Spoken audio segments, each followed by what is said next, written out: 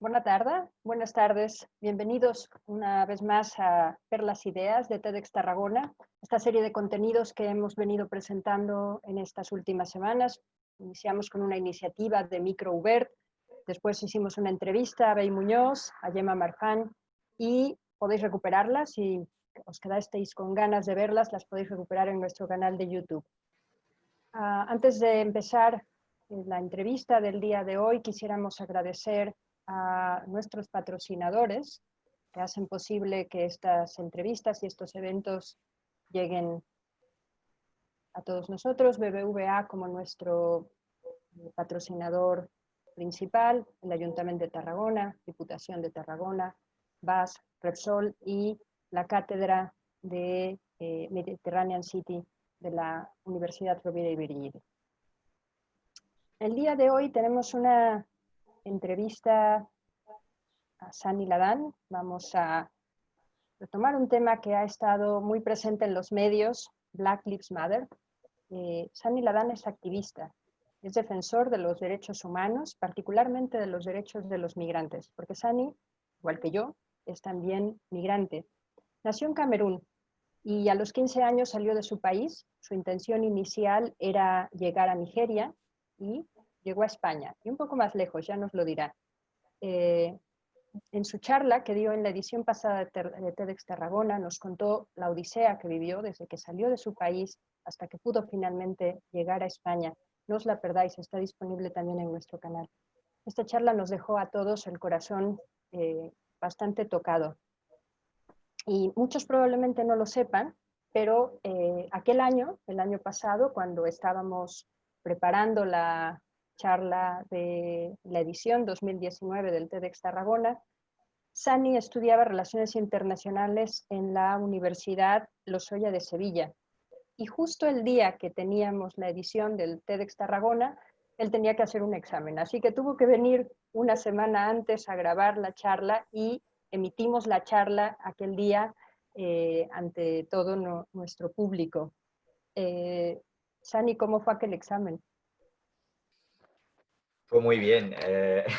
Es verdad que desde la universidad intenté hacer todo lo posible para poder cambiarlo. Como nosotros, una vez que empiece el curso académico, ya nos dan como el calendario de todos los exámenes. Entonces, que cada uno tenía que hacer su programa con respecto a ese calendario. Los exámenes, como no se pueden cambiar, pues me tenía que adaptar, pero el examen fue muy bien. Nos alegra. Así que sí, sí.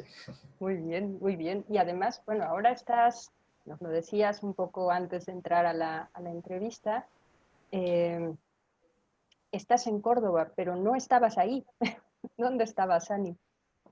No, el año pasado estaba en Sevilla porque gestionaba un hogar de acogida que abrimos en Sevilla, en Dos Hermanas, un hogar autogestionado por nosotros, un grupo de personas.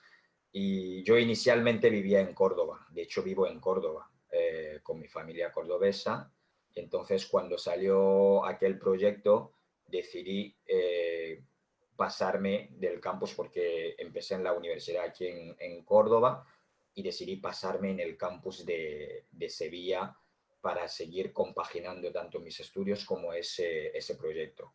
Y el proyecto ya se ha puesto en marcha, ya hay gente ahí, incluso uno de los chicos que había pasado por el centro ahora forma parte también del equipo ahí y así vamos un poco dejando también el relevo. Y justo me tocó hacer un viaje al Líbano, a Beirut. Entonces bueno, así es como me fui de Sevilla y desde que regresé de Beirut estuve una estancia también en Estrasburgo y ya cuando he regresado, pues ahora estoy en Córdoba, en casa. Muy bien, Sani, pues bienvenido y gracias. Doy también la bienvenida a mi compañera de TEDx Tarragona, Merche Carot. Hola, Merche, que también estará durante esta entrevista. Hola, muy buenas tardes. Bueno, Sani, nosotros te queríamos preguntar, nos acabas de contar este itinerario que has estado haciendo en los últimos meses. Y la primera pregunta que te queríamos hacer es cómo has vivido las protestas que se hicieron hace unas semanas y si te ha sorprendido la respuesta, ¿no? En medio del confinamiento que se ha vivido en la mayoría de los países europeos, después de haber estado, pues como nos contabas, ¿no? En diferentes ciudades a lo largo del último año. A ver, las protestas de los últimos, de las últimas semanas, como cualquier persona racializada o cualquier persona que vive un poco ese tema en primera persona, pues ha sido como una mezcla, por una parte, digamos, de mucha frustración, porque antes de que pasara lo de George Floyd, porque supongo que hace referencia a eso, antes de que pasara lo de George Floyd, una semana antes moría Ahmaud Arbery. Ahmaud Arbery también era un joven afroamericano que iba, digamos, haciendo deporte en un barrio residencial y salió un padre y su hijo blanco y le dispararon. Entonces, una semana, esto la gente todavía no lo había terminado de digerir y apareció, digamos, lo de George Floyd. Entonces, no me ha sorprendido la reacción de la gente, incluso en medio del confinamiento. Yo recuerdo que hay gente que decían que lo que mata más a la gente no es el virus en sí, ¿no? Entonces la gente pues se vieron, entre comillas, obligados de decir hasta aquí hemos llegado y era ya como la gota que había desbordado el vaso. Entonces era un motivo más para que la gente saliera. Y lo de George Floyd, pues evidentemente la manera en la que pues, murió agonizando, todos hemos visto aquel vídeo, entonces nadie podía quedarse indiferente, por lo menos gente consciente o gente que lo viven en su propia carne, ¿no? Entonces yo entiendo perfectamente que la gente hayan dicho hasta aquí hemos llegado y hayan salido a manifestarse y a demostrar pues, su indignación. Pero ¿no te llamó la atención, Sani, que en medio de este momento en el que, por un lado, muchos tenemos miedo de salir a la calle por el tema de los contagios, la gente superara este miedo, no solamente en muchísimas ciudades del mundo, y saliera a la calle? A mí me llama la atención. ¿Crees que hubo alguna influencia de lo que estamos viviendo y lo que está dejando ver esta crisis de salud para que tuviera tanta fuerza este movimiento? Es que sin lugar a duda, pues evidentemente que la pandemia, entre comillas, lo que ha venido a demostrarnos o lo que ha puesto, digamos, en evidencia es un poco el fallo del sistema en el que estamos viviendo, estemos en los Estados Unidos o donde estemos, porque hemos visto con la crisis sanitaria que el eslabón más débil de la sociedad era todavía más débil. Confinarse era también un lujo, eso también habría que decirlo. Había gente que no podían ni siquiera confinarse. Entonces, cuando apelamos a que la gente se confine, pues también tenemos que entender que ciertas cosas, dependiendo de las sociedades, y sobre todo sociedades tan desiguales como en las que nos encontramos muchas veces, pues la gente pues, no se podía confinar. Hemos visto que aquí en España o incluso en varios países del mundo, la misma gente que vivían en la opresión, perdón, son los que han seguido viviendo y han cargado en su espalda. Aquí en España hemos visto en los campos españoles donde cada uno huía del virus para ir a refugiarse en su casa porque tenía un hogar, tenía un techo, pues los que trabajaban en el campo pues son esa gente que en la mayoría pues son migrantes, ese eslabón más débil que decíamos. Ahí es donde pues vemos que en cada aspecto de la sociedad pues tiene que haber esa interseccionalidad. que muchas veces pues, miramos solo un tema, pero hay gente que la opresión, digamos, viven como varias escalas de opresión y varias escalas de deshumanización. Entonces, ahí no se podía decir a todo el mundo pues, que se confinara, porque había que, digamos, ofrecer a veces incluso medios para que la gente se pudiera confinar. Y hay gente que han estado en la calle. En los Estados Unidos se ha demostrado que la población que más ha sufrido los estragos de la crisis sanitaria es la población afroamericana y luego la población hispanoamericana también. Latino, sí. La población latina, perdón. Entonces, eso también se ha visto. Y aquí en España vuelvo a decir que no hace falta que vayamos muy lejos. Estamos viendo con la campaña de regularización ya que se puso en marcha, que aún así el gobierno se está resistiendo, apelando a decretos de Bruselas, que en realidad pues, no tiene ningún sentido cuando países como Portugal o Italia han dado el paso y sí que han reconocido que durante esa crisis pues, ha habido gente que han estado delante para que los que se refugiaban pudieran comer y reconocer la labor de esa gente, aunque eso también muchas veces, pues yo personalmente critico también esa manera utilitarista también de utilizar a los inmigrantes, ¿no? Que son como meros objetos y hay que pasar, digamos, a considerarle como ya, a considerarnos en este caso, pues como sujetos políticos. Retomé una frase de tu charla TED donde decías que después de haber llegado a España, sufriste tantas vejaciones o tantas circunstancias que iban allá en contra de tus derechos como persona, que llegaste a creer que tu vida no valía nada. Me llamó mucho la atención retomar esta frase, Shani, porque ahora estás hablando un poco de lo mismo. Estamos hablando de una opresión tras otra. Hablas del eslabón más débil. Es decir, la pandemia vino a ser un elemento más de daño a estas personas que ya estaban segregadas, que ya estaban discriminadas. Cuando hablamos de esto es cuando hacemos referencia al racismo institucional. ¿Qué es el racismo institucional?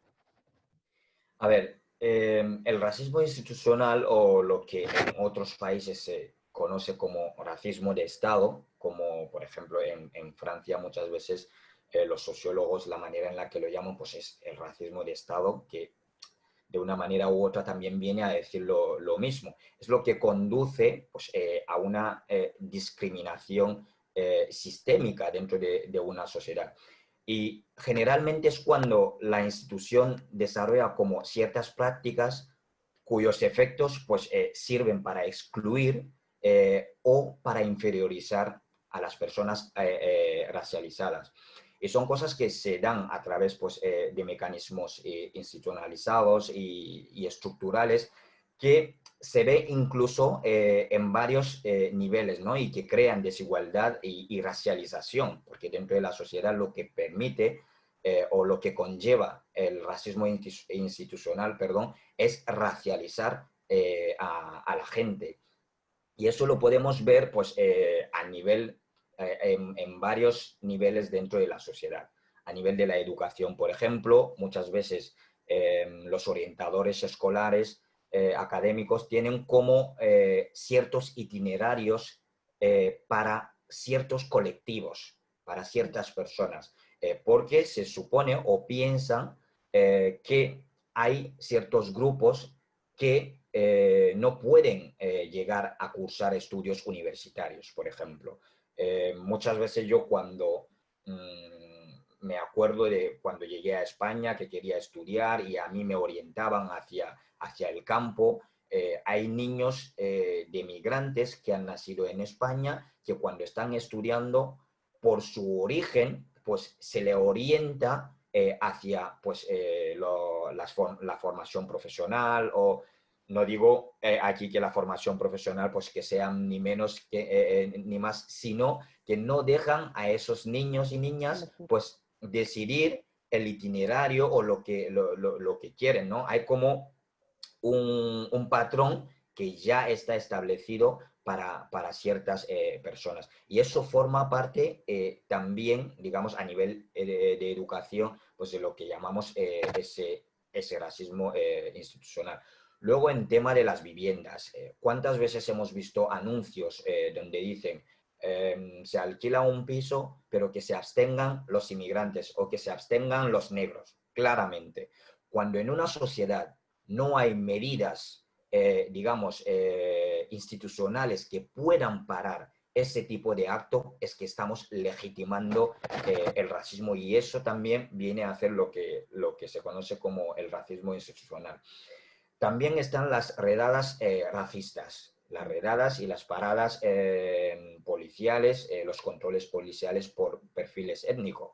Yo no puedo contar las veces que he ido a lo mejor a dar conferencias o he salido con amigos y en medio de mucha gente pues viene la policía y te para a ti, te hace las típicas preguntas, y cuando intentas entender por qué a ti, muchas veces te dicen que es un control aleatorio, claro, aleatorio, pero a ti es a quien pilla siempre, ¿no?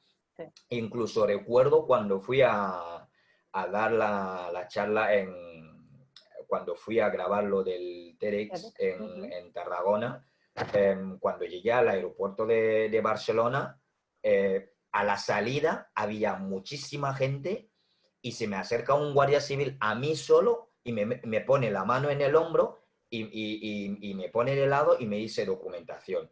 Y me empecé a preguntarme de dónde vengo, qué llevo.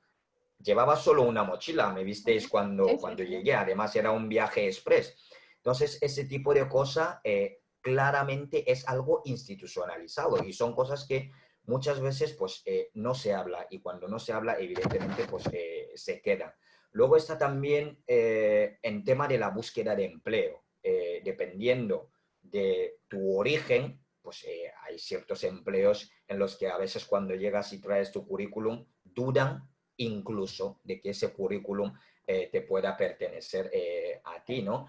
Y entonces son varios ejemplos de ese tipo que se puede aportar y que se puede decir que no le ocurre solo a una persona, porque si le ocurre a una persona, pues se puede decir, bueno, es algo aislado, pero hay mucha gente que sufre en eso y en esta sociedad pues también existe esto, ¿no? Entonces es lo que decimos cuando se habla de racismo institucional, pues es todo eso que dentro de una sociedad pues se legitima de ciertos modos a nivel de las instituciones, incluso la propia ley de extranjería, que cuando lees ciertos artículos de la ley de extranjería, primero es incongruente y hay cosas que no se entienden, ni siquiera creo la gente que lo han hecho, te das cuenta de que claramente está hecha para excluir a cierta parte de la población. Pero para que se diga que por lo menos hay una ley, está ahí, pero no sirve realmente para incluir a la gente. Entonces es todo, digamos, ese mecanismo bueno, sociológicamente pues, se llama racismo institucional. Ani, ¿y tú consideras que hay diferencias a nivel de países? O sea, tú ahora has estado en Estrasburgo. ¿Has notado realmente que hay una diferencia sobre el concepto del racismo? A ver, si partimos de la base de que cada estado es diferente, cada estado-nación diferente pues, en su contexto histórico, en su contexto social, pues evidentemente que puede variar de un país a otro. No es lo mismo ciertos actos racistas en los Estados Unidos pues, que en otro país, por ejemplo, porque en los Estados Unidos la propia Constitución estadounidense, en su enmienda número 2, pues permite, por ejemplo, el uso de arma. Y es algo que si cae en manos de una persona racista, pues evidentemente pues, comete lo que estamos viendo, ¿no? Entonces el racismo en los Estados Unidos, primero es un país que se creó, se fundó con la sangre y el sudor de los esclavos. Y aparte de los Estados Unidos, también varios países occidentales, de los cuales también España, que participó activamente a la venta de esclavos en su momento. Entonces, es una historia que va avanzando, pero conforme va avanzando, se moderniza el racismo en ciertos modos. Porque en los Estados Unidos se pasó de vender a los esclavos, de abolir, entre comillas, la esclavitud, a segregar, que haya una parte para negros, otra parte para blancos. Luego en los años 70 pues se linchaba claramente a los negros, se les ahorcaban porque no podían entrar en ciertos sitios. Y luego los policías en los Estados Unidos de los años 60 son los que formaron los policías pues, de los años 80, que a su vez formaron los policías que estamos viendo ahora. Entonces es algo que conforme va pasando el tiempo queda ahí dentro de la sociedad. Y en las sociedades europeas también, durante mucho tiempo, hay manuales de estudios donde se demostraba claramente, incluso con estudios científicos, que la raza blanca era la raza superior y que los negros, los autores de la Ilustración, que tanto nos ponen como referentes, si se lee las barbaridades que decían en su momento sobre la raza negra, pues claramente nos damos cuenta de que hay generaciones que han crecido leyendo a esos autores y hasta el propio Darwin. Darwin tenía una teoría donde demostraba también que los negros, los blancos estaban muy superior a los negros estaban más cerca de los orangutanes, un estudio que hizo Darwin, y Darwin es un referente para mucha gente cuando en el mundo occidental. Entonces, toda esa historia no se va de un día a otro. Por eso decía que dependiendo de cada país, pues se puede manifestar de una manera u otra, dependiendo de la historia también que se ha ido consumiendo en esos países. Podríamos hablar de grados de racismo, ¿no? En función del grado de violencia, de visibilidad. Sí, existen grados, pero yo no, o sea, soy totalmente contrario a jerarquizar las violencias, porque lo que suele pasar con eso es que se minimice ciertas cosas, ¿no? Y cuando se minimiza, pues se queda dentro de la sociedad. Evidentemente, pues no se puede comparar alguien que dispara porque odia a alguien, a una persona, pues a uno que pues, directamente pues, o le echa de un centro comercial o no le deja entrar en un sitio por su color de piel, etcétera. Pero prefiero que no se jerarquice el racismo o cualquier tipo de actos discriminatorios. ¿El discriminado discrimina? Te lo pregunto porque con todo este movimiento en Estados Unidos, grupos de comunidades latinas denunciaron que eran discriminados no solamente por los norteamericanos blancos, sino también por grupos afroamericanos. O pienso, por ejemplo, en las diferencias, ¿no? Un inmigrante que consigue tener una mejor posición económica o social y que discrimine a otros inmigrantes que están en una posición menos favorecida. Claro que puede existir digamos, esos casos. Se puede dar esos casos porque evidentemente pues, los seres humanos, cada uno es como es en ese sentido. Puede existir esto. Pero vuelvo a decir, porque muchas veces cuando se está hablando de un tema, sobre todo un tema tan estructural como es el tema del racismo, el hecho de sacar, digamos, esas cosas que evidentemente no se tiene que dejar de lado, pues intenta como de una manera u otra invisibilizar la parte gorda, por así decirlo, del racismo institucional. Eso pasa también con la violencia machista.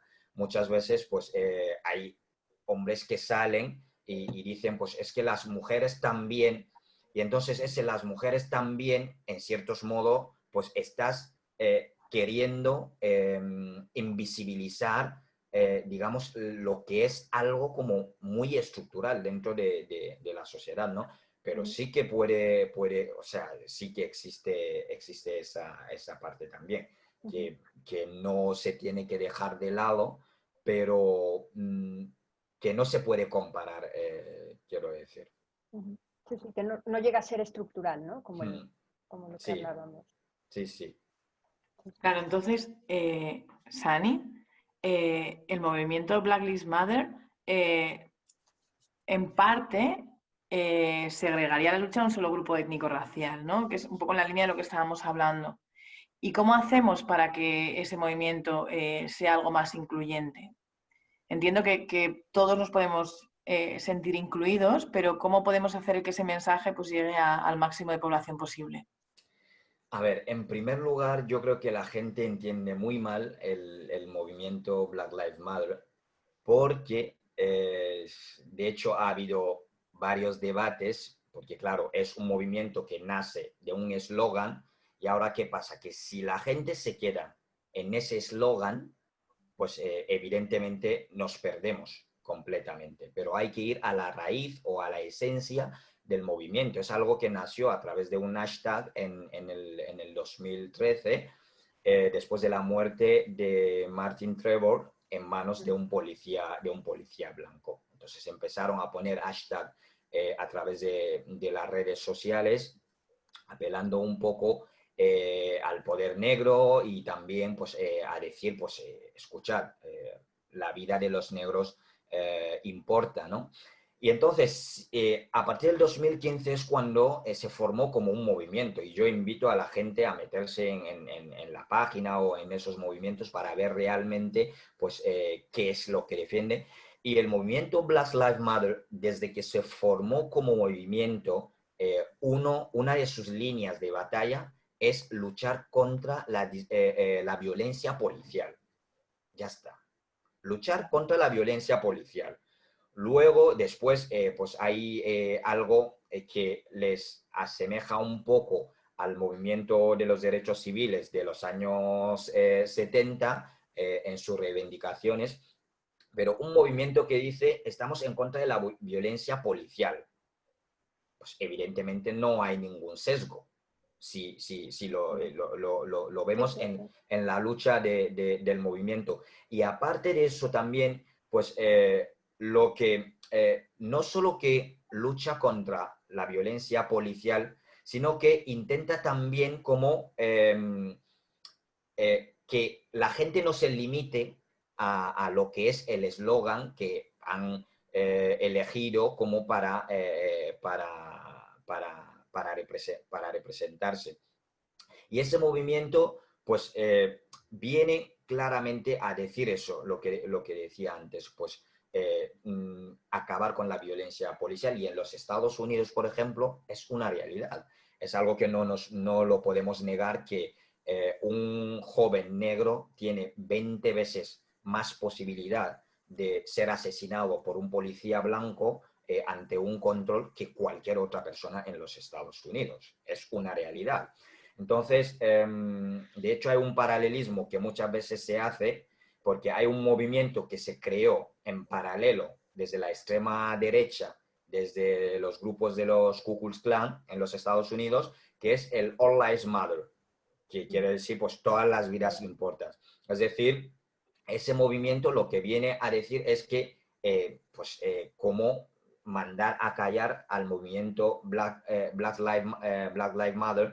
Y hay algo que muchas veces se dice, es que si estamos en un vecindario y mi casa se está quemando, y yo estoy llamando socorro, socorro, y que el vecino salga cuando la gente está intentando apagar el fuego en mi casa, y que el vecino salga por ahí y diga, pues a mí también tienen que echar agua en mi casa cuando su casa no se está quemando.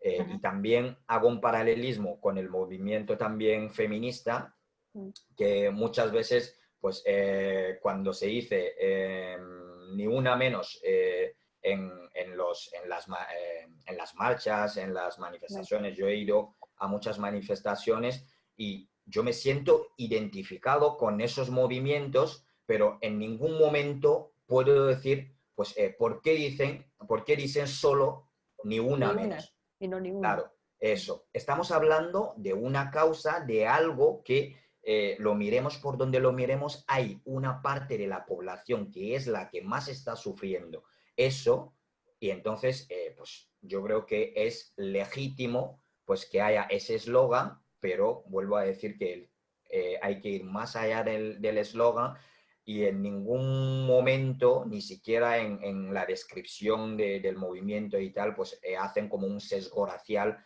Hemos visto las manifestaciones, las marchas, hay gente de todos los colores, de todos los orígenes, orientaciones sexuales, etcétera. Y creo que yo diría incluso que es un movimiento muy inclusivo. De hecho, si miramos la historia de los movimientos de la lucha por los derechos civiles en los Estados Unidos, pues a pesar de haber sido liderado por negros, por lo general, cuando se consiguen derechos es para toda todos. la población, ¿no? Porque para acabar con la segregación era gente de color que ponía y blancos. Sitios para blanco y sitios para gente de color. Y cuando se acabó con el sistema segregacionista, pues se puso a todo el mundo. No se dijo, bueno, los blancos, ya que son los que han luchado o son los que han liderado, pues les vamos a dar ese derecho, y los demás, pues que luchen. No. Entonces yo creo que hay que ir como más allá del eslogan de ese movimiento. Sí, sí. Mm. Sani, ¿por dónde empezamos a combatir esto? En TEDx Tarragona, cuando trabajamos o cuando preparamos las charlas, una de las cosas que siempre hablamos con los oradores es ¿qué se lleva el público? ¿Por dónde puede empezar a hacer un cambio, aunque sea pequeño, para que inicie un cambio más profundo? ¿Por dónde empezamos a combatir el racismo? ¿Qué podemos hacer los ciudadanos comunes? ¿Qué podemos hacer a partir de hoy, Merche, yo, quienes nos estén escuchando? En primer lugar, el racismo hay que verlo, hay que admitir que existe. Es todo parte de eso, porque todavía sigue habiendo gente que, no siendo racializadas, niegan la existencia del racismo. Yo recuerdo cuando hicimos la marcha siguiendo un poco el movimiento Black Lives Matter, pusimos unas fotos de la marcha, y una mujer tan tranquila comentó debajo, racismo en Córdoba, eso no existe. Claro, es una mujer blanca, habla desde el privilegio, desde su estatus de privilegiada, pues evidentemente no lo ve. Y como esa señora, pues habrá mucha gente. Entonces, en primer lugar, aceptarlo, que existe. Porque una cosa, que cuando se niega una cosa, es cuando se queda dentro de la sociedad. Y cuando se queda, se convierte en un problema. Una vez que aceptamos que existe, lo miramos de frente, pues a partir de ahí se puede trabajar para acabar con el racismo. ¿Y cómo? Pues a través de la educación. Yo cojo siempre el ejemplo de la lucha feminista, o de otras luchas, pues, del colectivo LGTBI. etcétera. Y yo desde que estoy aquí en España, y lo digo siempre, he visto anuncios en la tele financiados por entidades públicas, por el gobierno, anuncios contra el machismo, que está muy bien, anuncios contra la homofobia, anuncios contra el bullying, anuncios contra todo tipo, pero jamás he visto anuncios institucionales contra el racismo. Sería admitir que existe. Efectivamente, llama poderosamente la atención en una sociedad, porque claro, si no lo ves en la tele, si no hay anuncios, si no hay pancarta cuando vas en las estaciones de trenes, etcétera, etcétera, si no lo ves que te llamen la atención, pues es como, si no, es como que no existe. Y que la gente de verdad que hablar de racismo no se limite solo a la gente que está sufriendo el racismo. Que la gente que sufre el racismo sienta que tiene también aliados al lado, como hay también hombres que son aliados de la lucha feminista, evidentemente. Entonces, cuando no ves esto, pues hay preguntas que uno se hace y dice, ¿el racismo, acabar con el racismo es la prioridad en esta sociedad donde me encuentro? Pues claramente la respuesta es no. Entonces, empezar a hacer de eso también una prioridad, porque es un problema que está dentro de la sociedad. A nivel educativo, a nivel educativo también tiene que haber manuales desde pequeño, cuando los niños o las niñas van al colegio. Es que la sociedad es tan diversa que los niños y las niñas que van a la guardería o a su colegio ven la diversidad con la que conviven en su aula y llegan a casa cuando ponen la tele, esa diversidad desaparece. Cuando escuchan los discursos, esa diversidad desaparece. Entonces, que en los libros de textos, en lo que se enseñe realmente pues, el peligro también que conlleva eso. Y aparte de eso, pues que se muestre a las personas racializadas dentro de los manuales escolares como personas que están dentro de esta sociedad, que forman parte de esta sociedad, que están aportando a esta sociedad, pero no ponerles siempre como pues, delincuentes o gente pues, con todo tipo de estereotipos, como lo vemos. Yo he llegado a ver libros de textos donde se ponía una persona negra y una persona blanca, un libro de infantil, y se ponía, a una persona blanca le pone, este es guapo, este es feo, cosas de ese tipo. Yo lo vi en libros que fueron polémicas en Francia, por ejemplo. Y luego, en la historia, enseñar la historia real, la historia auténtica, y no limitar la historia cuando se quiere hablar de África, por ejemplo, que se limite pues solo a, digamos, la esclavitud, como si fuera la única, o la única historia que ha tenido, digamos, la única relación que ha tenido África con esa parte del mundo, ¿no? Un ejemplo claro es que cuando se habla aquí en España, en los libros de texto, cuando se habla de la última colonia española, se habla de Filipinas y de Cuba. Pero la última colonia fue Guinea Ecuatorial.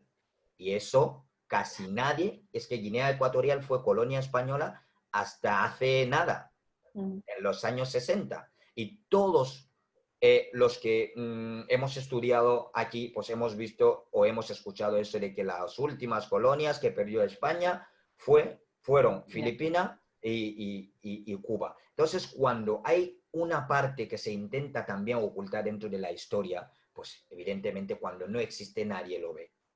Hay gente en España, incluso jóvenes, que no saben que Guinea Ecuatorial, por ejemplo, fue colonia española. Cuando se te enseña, te interesa a saber. Y si te interesa a saber, pues te acercas más a la realidad que viven las otras personas. A nivel de la educación es donde fundamentalmente se tiene que hacer algo. Porque ¿cómo justificamos o cómo entendemos que un niño de 6 años le diga a otro que, bueno, por ejemplo, una amiga que me contaba que su hijo llegó a casa llorando, su hijo se llama Mamadou, llegó a casa llorando porque un niño de su clase le había dicho que tiene un nombre de terrorista. Esto, evidentemente, este niño lo habrá escuchado en su casa. Entonces, a través de la educación es donde fundamentalmente se tiene que hacer, digamos, el gran trabajo. Estamos viendo el auge del racismo, de la xenofobia dentro de la sociedad, y lo que más preocupa es que lo abandera la juventud. Sí. Entonces, ahí es donde digo que a nivel de la educación es donde fundamentalmente hay que poner el foco para trabajar ese tema, si de verdad es una prioridad y se quiere acabar con eso. Sani, tenemos 1000 charlas TED contigo, ¿eh? Hemos tomado nota. La verdad es que es un placer hablar contigo siempre y la verdad es que ojalá todo el mundo con la edad que tienes y con muchos más años tuviera la cabeza tan amueblada y tuviera las ideas tan claras como las tienes tú, Sani.